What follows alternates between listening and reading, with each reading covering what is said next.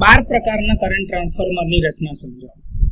તો 12 પ્રકારના કરંટ ટ્રાન્સફોર્મરની રચના સામાન્ય વાઉન્ડ પ્રકારના કરંટ ટ્રાન્સફોર્મર જેવી જ છે, પરંતુ ફક્ત એટલો જ તફાવત છે કે આમાં પ્રાઇમરી વાઇન્ડિંગ સળિયાના સ્વરૂપમાં એટલે કે રોડ સ્વરૂપમાં એટલે કે બાર ટાઈપ હોય છે. જો અહીંયા તમે આકૃતિમાં જોઈ શકતા હોય તો આ ઉપરનું તમારું એન્ડ કવર છે, આ તમારું પોર્સેલિન હાઉસ છે જેની અંદરમાં અહીંયા તમારી પ્રાઇમરી મૂકેલી છે. આ પ્રાઇમરી અહીંયાથી આમ બહાર નીકળે.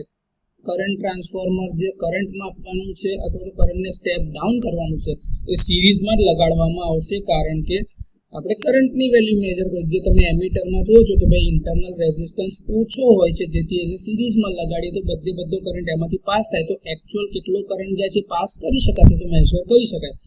એ સિદ્ધાંત ઉપર સીટીને પણ સિરીઝમાં લગાડેલી હોય છે, એટલે એનું જે આ P1 ધારો કે ટર્મિનલ હોય તો આઉટ ગોઈંગ ટર્મિનલ એનો P2 છે. તો આવી રીતે અહીંયા આગળથી આ મેઇન લાઇન બસ બાર સાથે કનેક્ટેડ છે અને આ આગળ જતી લાઇન સાથે કનેક્ટેડ થાય છે. તો આ તમારી પ્રાઇમરી છે, આ તમારું કોર છે અને અહીંયાથી તમારા બે છેડા બહાર કાઢે છે, એ તમારી સેકન્ડરી વાઇન્ડિંગ છે S1 અને S2. આ 12 પ્રકારના સીટીની રચના જે છે એ રીતે દર્શાવેલી છે. હવે આ જે સળીઓ હોય છે એ કોરની સેન્ટરમાં એકદમ મિડલમાં મૂકવામાં આવે છે. તેને પોર્સેલિન ટ્યુબ અથવા તો બેકેલાઇટ પેપર ટ્યુબમાં રાખવામાં આવે છે.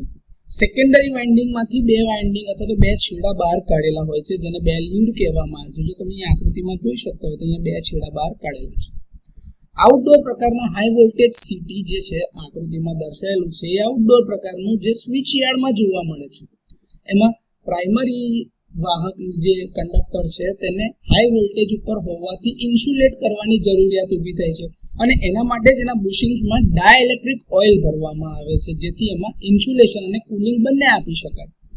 કોર ઉપર સેકન્ડરી વાઇન્ડિંગ વીંટાળ્યા બાદ એમાંથી આ બે છેડા આવી રીતે બહાર કાઢેલા હોય છે, જે S1 અને S2 એટલે કે ટર્મિનેશન માટે કે જ્યાં તમારે રિલે કનેક્ટ કરવી છે, કાં તો સીટીની મેઝરિંગ સર્કિટ કનેક્ટ કરવી છે, કાં તો તમારે ત્યાં આગળ કોઈ ઇન્ડિકેટર કે કંઈ પણ કનેક્ટ કરવું હોય, મીટરિંગ સર્કિટ કનેક્ટ કરવી હોય જેને એનું બર્ડન કહેવામાં આવે છે, તો એ ત્યાં કનેક્ટ કરવામાં આવે છે.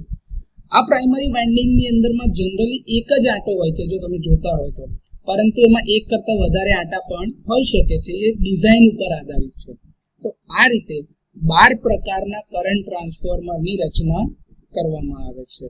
જો તમે આકૃતિમાં જોતા હોય તો અહીંયા દેખાય છે આ છે 12 એટલે કે પ્રાઇમરી વાઇન્ડિંગ તમારી જે રોડ એટલે કે સળિયાના સ્વરૂપમાં છે અને પોર્સેલિન ટ્યુબમાં અંદર મૂકેલું છે. આ જે અંદર છે ને આને વચ્ચેથી કટ કરેલું છે.